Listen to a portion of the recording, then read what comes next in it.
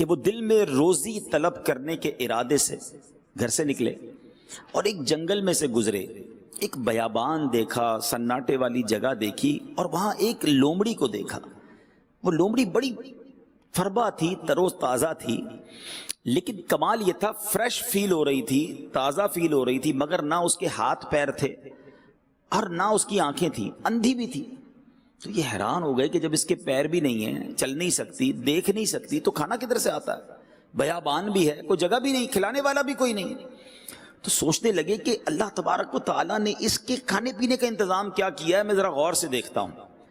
اب جناب دل میں سوچ ہی رہے تھے کہ اچانک زمین شق ہوئی، زمین کے اندر سے 2 پیالے برآمد ہوئے، ایک پیالہ دودھ کا اور ایک پیالے میں شہد بھرا ہوا تھا۔ کہا اچھا اللہ نے ایسا انتظام کیا، لیکن یہ پیے گی کیسے؟ دیکھ بھی نہیں سکتی، آگے جا کر اس کو کیسے پیے گی؟ اب یہی سوچ رہے تھے کہ دیکھا کہ قریب پہاڑ سے ایک نہایت خوبصورت بزرگ جو ہے وہ نیچے تشریف لائے اور ان دونوں پیالوں کو اٹھایا اور لومڑی کے پاس لے گئے اور جا کے لومڑی کو پلا دیا۔ جب وہ نورانی بزرگ واپس جانے لگے تو یہ جو بزرگ تھے جو روزی کی تلاش میں نکلے تھے، انہوں نے پکڑ لیا۔ کہا حضرت یہ بتائیں آپ ہیں کون؟ یہ کون سی ڈیوٹی ہے آپ کی کہ آپ اتنا دور سے آئے اور اس لومڑی کو یہ 2 پیالے پلائے آپ نے؟ تو وہ جو بزرگ تھے نورانی چہرے والے کہتے میں ایک فرشتہ ہوں اور اللہ کریم نے میری یہ ڈیوٹی لگائی ہے، یہ خدمت میرے سپرد کی ہے کہ روز صبح و شام یہاں آؤں اور اس لومڑی کو پیٹ بھر کر غذا کھلاؤں۔ ایک لومڑی کو غذا پہنچانے کا انتظام یہ تھا۔ اچھا اب وہ بزرگ سوچنے لگے کہ جب اللہ پاک لومڑی کو اتنا زبردست انتظام دے سکتا ہے تو مجھے کیا ضرورت ہے پھر روزی کمانے کی؟ میں بھی اللہ کرتا ہوں، میں بھی عبادت کرتا ہوں، پھر کاروبار اور نوکری اور اتنی محنت کرنے کی کیا ضرورت ہے؟ انہوں نے جناب ایک کنارہ پکڑا، ایک چشمے کے کنارے چلے گئے اور نماز اور روزے میں مشغول ہو گئے، دن رات عبادت نان سٹاپ۔ 7 دن گزر گئے۔ آفٹر 7 days کوئی رزق نہیں پہنچا، کوئی کھانا لے کر نہیں آیا، بالکل نڈھال ہو گئے، نیئر ٹو انکانشیسنس، بے ہوشی کے قریب پہنچ گئے۔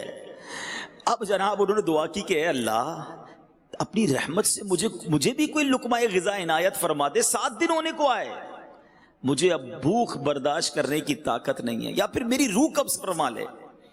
اب اللہ تبارک و تعالیٰ کی طرف سے جواب ملا کہ اے میرے بندے اپنے ہاتھ پیر کو حرکت دے اور روزی طلب کر، میں تجھے تیرا رزق عطا کروں گا، خود بھی کھا اور محتاجوں کو بھی کھلا۔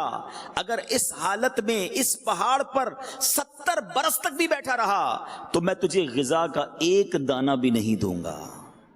اس وقت ان بزرگ کی آنکھیں کھلی اور پہاڑ سے اتر کر تلاش معاش میں مصروف ہو گئے۔ جو کچھ کماتے آدھا خود کھاتے، آدھا غریبوں کو کھلاتے، محتاجوں کو کھلاتے۔ اے میرے میٹھے اسلامی بھائیو، اس واقعے سے ہمیں سبق کیا ملتا ہے؟ 2 باتیں ملتی ہیں کہ اللہ پاک نے سب کی روزی کا انتظام لکھ رکھا ہے، سب کا انتظام موجود ہے، سب تک روزی پہنچتی ہے، اور انسانوں کے لیے ضروری کیا ٹھہرا کہ وہ کوشش بھی کریں، توکل ضرور کرنا ہے، مگر توکل اس چیز کا نام نہیں ہے کہ بندہ ہاتھ پہ ہاتھ رکھ کے بیٹھ جائے کہ جناب گھر پہ روزی روز ہر مہینے آ جائے گی۔ اسباب بھی تو اللہ کریم نہیں بنائے نا، سبحان اللہ۔ حضرت انس بن